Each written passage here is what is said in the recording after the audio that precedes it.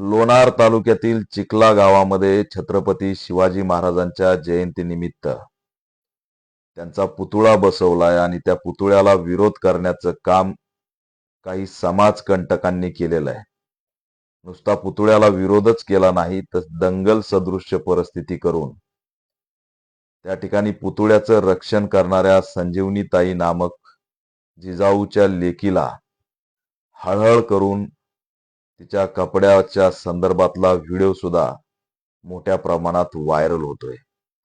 हे धक्कादायक आहे, महाराष्ट्राला हादरून टाकणार आहे, मानवतेला काळिंबा फासणारी घटना आहे. ऑल इंडिया पॅंथर सेना या घटनेचा तीव्र शब्दात निषेध करत आहे.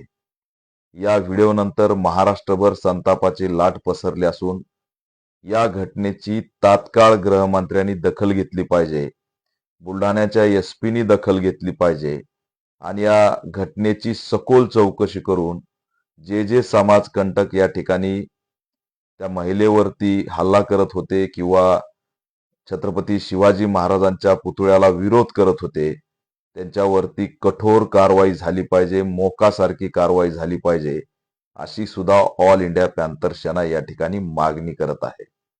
छत्रपती शिवाजी महाराजांना आम्ही मानतो अशा पद्धतीचं एकीकडे राज्य सरकार सांगतं आणि दुसरीकडे छत्रपती शिवाजी महाराज असतील, छत्रपती संभाजी महाराज असतील, डॉक्टर बाबासाहेब आंबेडकर असतील, महात्मा फुले असतील, शाहू महाराज असतील, अण्णाभाऊ साठे असतील, या सर्व महापुरुषांचा हा महाराष्ट्र, पण त्याच महापुरुषाला या ठिकाणी त्यांच्या पुतळ्याला विरोध होतो, हे दुर्दैव आणि गंभीर आहे.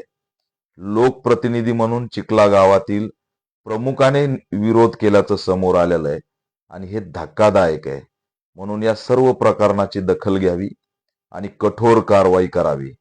मी तमाम या ठिकाणच्या आव्हान करतो की या घटनेकडे अतिशय गांभीर्याने बघून संयमाने आपल्याला पाऊल टाकायचेत.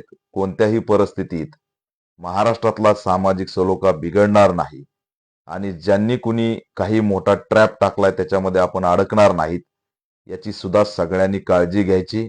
मी उद्या माझ्या कार्यकर्त्यांच्या माध्यमातून या घटनेची सखोल माहिती मागवणार आहे आणि लवकरच घटनास्थळी सुद्धा मी भेट देणार आहे.